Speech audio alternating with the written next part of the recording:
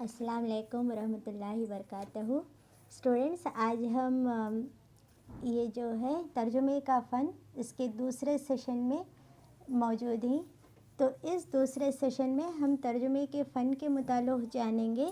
گزشتہ کلاس میں ہم جانے ہیں کہ ترجمہ کس کو کہتے ہیں، یہ کیسا فن ہے وغیرہ باتیں، مطلب یہ نہایت ہی مشکل فن ہے، ایسا ہم نے جانا ہے۔ کسی بھی زبان کے لیے ممکن ہے اور ضروری کہ اس میں ہر قسم کے علوم اور ہر قسم کے فنون کی فنی اصطلاحیں موجود ہوں۔ اصطلاحیں کا مطلب ہے ایک لفظ کے مختلف معنی ہونا، تو جو آپس میں تعلق رکھتے ہوں، تو ایسے الفاظ کو ہم کیا کہیں گے؟ اصطلاحات کہیں گے یا اصطلاح کہیں گے۔ تو اصطلاح کی جو جمع ہے وہ ہے اصطلاحیں۔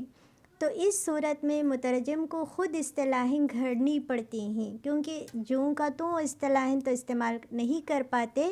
اصطلاحیں جو ہیں وہ مختلف معنی ہیں، تو ایسے میں کیا کرنا پڑے گا؟ ایک ترجمہ نگار کو اصطلاحیں خود بنانی پڑیں گی، وہ جس زبان میں ترجمہ کر رہے ہوں۔ مترجم کو اپنی زبان کی صرف و نحو سے اچھی طرح واقف اور اس کا مذاق شناس مزاجدان ہونا چاہیے۔ صرف و نحو کا مطلب آپ بخوبی جانتے ہو۔ صرف و نحو کا مطلب ہے گرامر۔ گرامر میں اگر ذرا بھی گڑبڑ ہوئی یا کمی بیشی ہوئی تو کیا ہوگا؟ اس جملے کا مفہوم ہی بدل جائے گا۔ مطلب آپ کسی لڑکے کا نام لے کے کہہ رہے ہو کہ فلانے نے یہ کام کیا، اور لڑکی کا نام لے کر کہہ رہے ہو، مطلب کتاب اچھی ہے، کتاب اچھا ہے کر کے آپ کہہ نہیں سکتے، اس لیے کیا ہے، کتاب کو اچھی ہے کہ کہنا چاہیے۔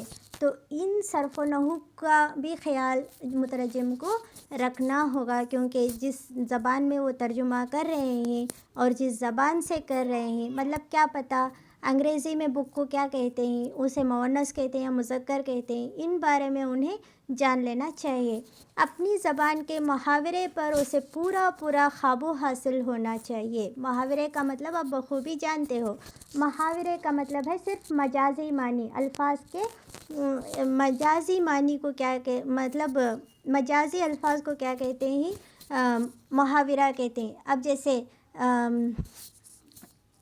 مطلب ناک کٹنا ایک محاورہ ہے۔ اگر سچ میں کسی کی ناک کٹ جائے تو برا حال ہوگا، نہیں؟ تو اس لیے کیا ہے، ناک کٹنا اس کا مطلب ہے شرمندہ ہونا۔ ناک کٹنا مجاز ہے، تو اس کی حقیقت کیا ہے؟ شرمندہ ہونا۔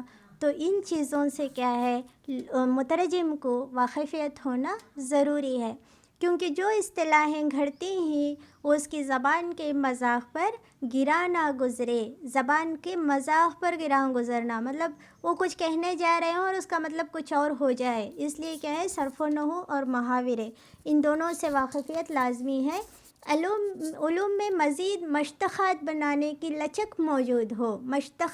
مشتقات یعنی جو ایک لفظ سے مختلف الفاظ بنائے جاتے ہیں اسے کہتے ہیں مشتقات۔ مثال کے طور پر ہماری زبان کی ایک اصطلاح ہے اداکاری۔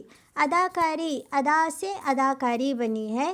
ہماری زبان میں ایک لفظ ہے ادا، اور یہ لفظ انگریزی لفظ یعنی ایکٹ کے مفہوم کو خوب ادا کرتا ہے۔ کاری کا ملاحقہ جو ہے یہ فارسی کا ہے۔ کاری جو ہے یہ فارسی میں ہے، اور ادا جو ہے یہ ہندی لفظ ہے۔ جب ہندی اور فارسی دونوں ایک ہو جائیں تو کیا بن جائے گا؟ اداکاری بن جائے گی۔ ادا شناس جانتے ہیں کہ اس لفظ سے کئی مشتقات بنائے جا سکتے ہیں، مطلب اس لفظ سے کئی ایسے ہی الفاظ بنائے جا سکتے ہیں، جیسے اداکار، اداکارہ، ادا آموز، ادا نگار وغیرہ۔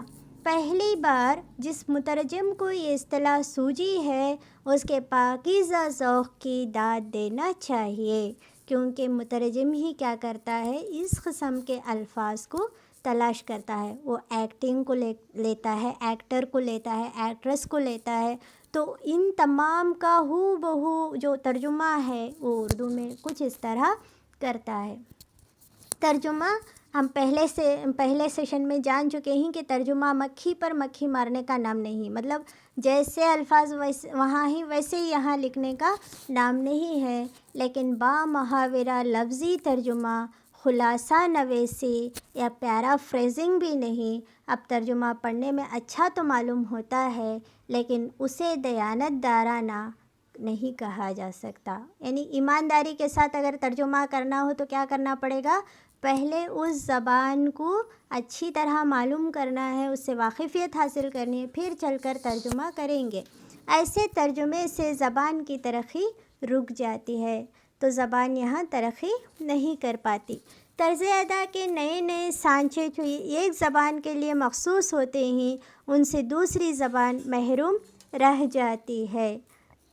تو نئے نئے الفاظ جو اس میں ہوتے ہیں وہ یہاں پر لائے نہیں جا سکتے۔ ایسا ترجمہ نئی نئی ترکیبوں، نئی نئی اصطلاحوں کی ایجاد کے راستے بند کر دیتا ہے، یعنی کوئی بھی نئی چیز، نئی بات ہو ہی نہیں سکتی۔ یہ صحیح ہے کہ ہر عبارت یا کتاب اتنی وقت نظر اور اتنی لفظی پابندی کی مستحق نہیں ہوتی، لیکن دوسری زبان میں جس کتاب کا مرتبہ اونچا ہوگا اس کے ترجمے میں اتنی ہی احتیاط کرنی ضروری ہے۔ کتابیں بہت اچھی بھی ہوتی ہیں، عمدہ کتابیں ہوتی ہیں۔ جب ایسی کتابوں کا ترجمہ کر رہے ہیں تو ہم کو کیا کرنا پڑے گا؟ اس بات کا خاص خیال رکھنا پڑے گا کہ اس کتاب کے معیار کو بھی برقرار رکھا جائے جب اس کا اپنی زبان میں ہم ترجمہ کر رہے ہوں۔ تو اسٹوڈنٹس، امید ہے آپ کو یہ سیشن سمجھ میں آیا ہو۔ اگلے سیشن میں ہم کنٹینیو کریں گے انشاءاللہ۔ اللہ حافظ۔